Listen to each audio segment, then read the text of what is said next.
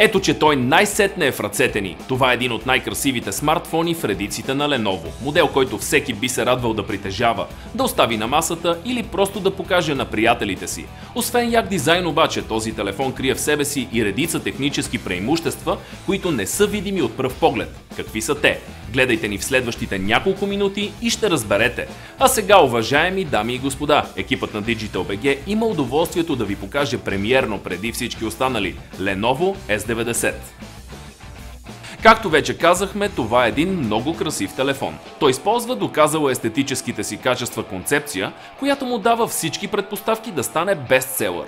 На първо място, в по-голямата си част корпусът на S90 е алуминиев. Металът от една страна създава възприятие за притежание на лукс, а от друга прави усещането при допир много приятно. Разбира се, както и друг път сме споменавали в ревютата си, алуминият има и функционална задача. Той служи като естествен охлаждащ елемент, който бързо приема и отдава топлината, която произвежда хардуера на смартфона при работа. Ето защо след часове тестове корпусът на това Lenovo е далеч по-студен от този на еквивалентно устройство, но с пластмасов.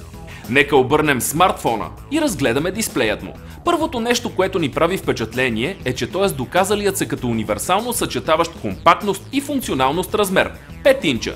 С такъв екран можете до голяма степен да замените лаптопа и таблета си при четене или игра на игри. Няма нужда да се взирате и следователно няма да имате проблеми с очите си, както да речем при 4-инчовите смартфони. Когато към това добавим и достатъчно високата резолюция, която в случая е 1280 към 720 пиксела.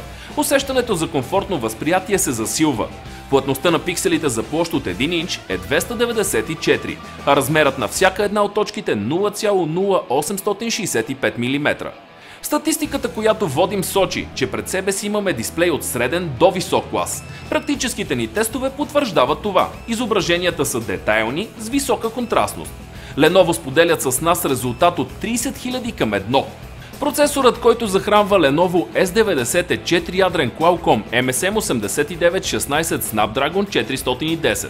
64-битовото System on Chip CPU е с ARM Cortex A53 архитектура и работи с тактова честота 1,2 ГГц. В комбинация с операционна система Android версия 4.4.4 KitKat, Lenovo S90 се справя отлично с всички среднотежки и тежки задачи, които му поставихме. Например с играта Fast Racing, която има динамична графика, не забелязваме проблеми с насичане или забавяне. В горната част от периферията пред нас се разкрива единият от двата микрофона и 3,5 мм аудиожак, а долу microUSB, което по традиция служи за зареждане и обмен на информация.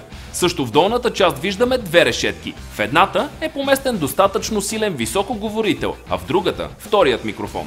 Lenovo S90 разполага с две камери, като предната от тях е специализирана за селфи снимки. Питате се защо ли? На първо място тя има цели 8 мегапиксела качествен еквивалент. Резолюция, с която дори основните камери на доста смартфони не могат да се похвалят към днешна дата. Втората екстра, която успя да ни спечели, е предната LED светкавица. Уважаеми любители на новите интересни технологии, зрители на официалният канал на Digital BG в VBOX. Ако нашето синтезирано видеоревю, посветено на Lenovo S90 ви е било интересно и искате да разберете малко повече подробности за този смартфон с алуминиев корпус, да видите нашите тестови снимки и да разберете какви са резултатите от бенчмарк теста, можете да гледате и нашето детайлно видеоревю само в официалният ни сайт. Линк към него ще намерите в текста по-долу.